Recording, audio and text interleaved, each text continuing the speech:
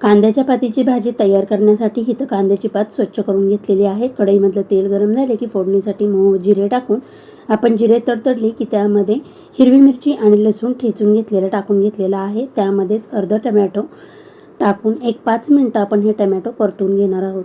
Tomato आपलं मऊसर झालं की त्यामध्ये पाव चमचा हळद, पाव चमचा हिंग टाकून आपण अर्धा तास भिजवलेली मूग डाळ टाकून घेऊया आणि 1-5 मिनिटं आपण हे परतून घेऊया। आपली मूग डाळ 5 मिनिटांनी परतली की त्यामध्येच आता मी कांद्याची पात टाकून घेणार आहे आणि 1 मिनिट हलवून यामध्ये चवीनुसार मीठ टाकून घ्यायचे